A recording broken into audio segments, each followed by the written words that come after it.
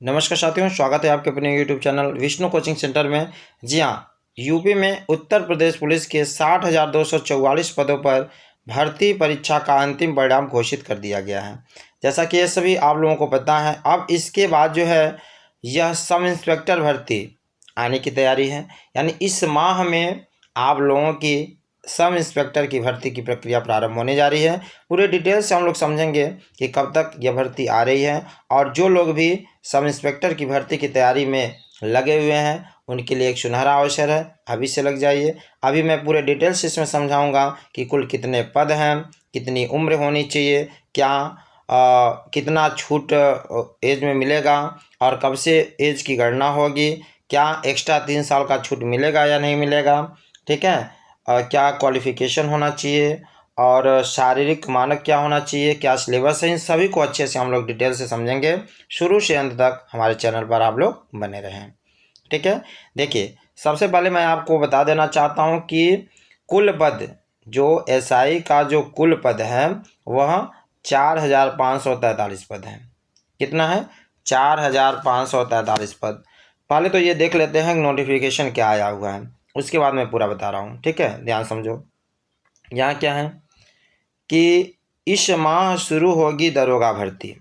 इस माह शुरू होगी दरोगा भर्ती माने अप्रैल माह में दरोगा भर्ती की प्रक्रिया शुरू होने जा रही है। लखनऊ आरक्षी नागरिक पुलिस के 60,244 पदों पर भर्ती परीक्षा का अंतिम परिणाम घोषित करने के बाद पुलिस भर्ती व प्रोन्नति बोर्ड नई भर्तियों की तैयारी में जुटा है। मतलब 60,244 भर्ती की प्रक्रिया अंतिम चरण पर है। अब जो है नई भर्तियों पर तैयारी में जुटा जा चुका है। उपनिरीक्षक के कुल 4,534 नहीं है, इसको आप लोग सही कर लें, 4,543 है। कितना है? 4,543 है। पदों पर भर्ती के लिए प्रक्रिया शुरू कर दी गई है।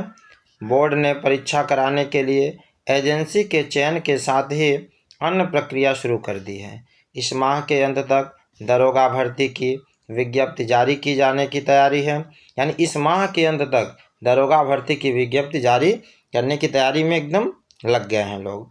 उपनिरीक्षक नागरिक पुलिस के 4,242 पदों के अलावा उपनिरीक्षक नागरिक पुलिस महिला गोरखपुर लखनऊ के 106 पद, प्लाटून कमांडर उपनिरीक्षक सशस्त्र पुलिस के 135 पद व उपनिरीक्षक प्लाटून कमांडर विशेष सुरक्षा बल के 60 पदों पर भर्ती होगी, ठीक है। अब हम लोग ये जान लेते हैं, ये तो क्लियर हो गया कि इस माह में आवेदन की प्रक्रिया प्रारंभ होने जा रही है। तो आप लोग एकदम लग जाएं, मेहनत से पढ़ाई करें, ठीक है। अब देखिए कुल पद कितना है? 4,543 पद हैं। और एज की मैं बात करूं तो अगर आप जनरल से हैं, ठीक है, तो 21 से 28 वर्ष होना चाहिए।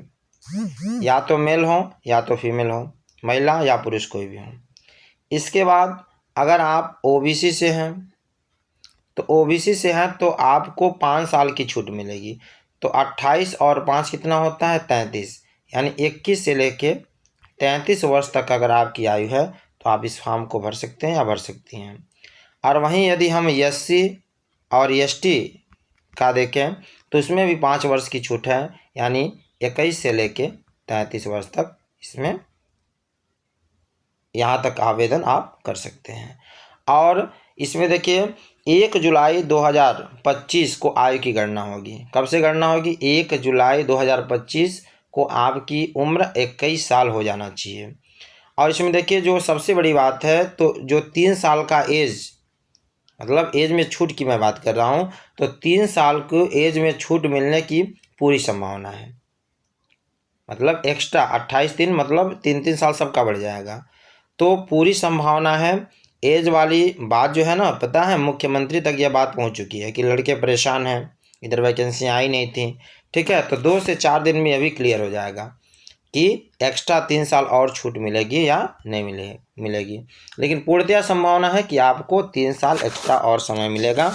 तो आप सभी लोग अच्छे से मन से पढ़ाई में लग जाए, बिल्कुल। चलिए अब हम देखते हैं सबसे पहली बात कि ये शारीरिक मानक क्या है, कितनी हाइट होना चाहिए, इस फॉर्म को भरने के लिए। देखिए इसमें जो है, अगर आप जो है जनरल या ओबीसी, ठीक है, या एससी से हैं, तो और पुरुष की मैं बात कर रहा हूँ, तो 168 सेमी होना चाहिए हाइट। कितना होना चाहिए? 168 सेमी। और यदि आप एसटी से हैं तो हाइट होना चाहिए आपका 160 सेमी होना चाहिए। और यदि वहीं पर अगर महिला की बात करें तो महिला की जो होना चाहिए हाइट, वह होना चाहिए जनरल ओबीसी या एससी के लिए 152 सेमी। कितना होना चाहिए? 152 सेमी। और एसटी के लिए 147 सेमी होना चाहिए। ठीक है, अगर इतनी हाइट है तो आप लोग इस फॉर्म को भर सकते हैं या भर सकती हैं। अब आइए चेस्ट की बात में देखता हूँ। तो चेस्ट यानी सीना, नॉर्मल में आपका 79 होना चाहिए। जो पुरुष वर्ग हैं उनका चेस्ट जो होना चाहिए नॉर्मल में 79 होना चाहिए। और 5 का फुलाव यानी 79 में 5 सेमी और आप क्या करो, प्लस कर दो, फुलाव 5 सेंटीमीटर का होना चाहिए। और वहीं अगर एसटी के हैं तो 77 सेमी नॉर्मल होना चाहिए, फिर 5 सेमी का फुलाव होना चाहिए। ठीक है। और वेट, वजन की मैं बात करूं तो महिलाओं का वजन 40 केजी होना चाहिए। ठीक है ना, तो ये आपको जरूर समझ में आया होगा। अब हम लोग चलते हैं, ये देख लेते हैं कि दौड़, ठीक है, जो इसमें शारीरिक दक्षता क्या होनी चाहिए। जो अगर मेल है उनकी जो दौड़ होनी है 4.8 किलोमीटर दौड़ना होगा, कितना, 28 मिनट में। ठीक है। और यदि वही महिला हैं तो 2.4 किलोमीटर दौड़ना है, कितना, 16 मिनट में। ठीक है, तो ये ध्यान रहे। अब हम लोग सिलेबस को देखते हैं। ठीक है, देखिए यदि सिलेबस की मैं बात करूं, क्या क्या आपको पढ़ना है, विषय क्या होगा। देखिए विषय में एक तो सामान्य हिंदी हो जाएगा। सामान्य हिंदी प्रश्न होगा 40, प्रश्न की संख्या 40 होगी और अधिकतम अंक इस पर 100 नंबर मिलेंगे। उसके बाद आ जाइए, दूसरा होगा मूल विधि। मूल विधि हो जाएगा, संविधान हो जाएगा, उसके बाद सामान्य ज्ञान हो जाएगा। ठीक है, यह भी आपके प्रश्न 40 रहेंगे और नंबर कितने होंगे, 100 नंबर के होंगे। उसके बाद आ जाइए व्याख्यात्मक अभिरुचि परीक्षा। ठीक है, सॉरी, व्याख्यात्मक एवं मानसिक योग्यता परीक्षा, यह भी कितना होगा, 40 और नंबर 100 होंगे। उसके बाद मानसिक अभिरुचि परीक्षा, बुद्धि लब्धि परीक्षा, तार्किक परीक्षा, यह भी कितने होंगे, 40 नंबर के और नंबर 100। यानी अगर टोटल जोड़ा जाएगा तो टोटल हमारा 160 प्रश्न होंगे। प्रश्नों की संख्या कितनी होगी, 160 प्रश्न होंगे और 400 अंक के होंगे। ठीक है जी, और 400 अंक के होंगे। इसमें आपको एक चीज़ विशेष रूप से ध्यान देना है, एक प्रश्न 2.5 नंबर का है, 2.5 नंबर का है। तो 40 प्रश्न यानी 40 में 2.5 का गुणा करेंगे तो 100 नंबर हो गया। तो 400 का अंक है और 160 प्रश्न होंगे। और इसमें याद रखिएगा कि सब में 35% पाना अनिवार्य है।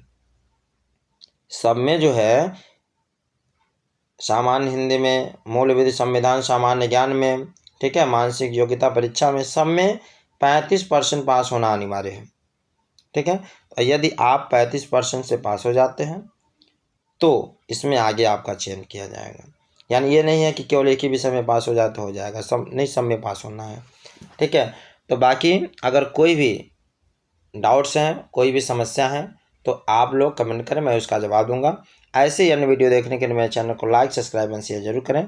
Thanks for watching.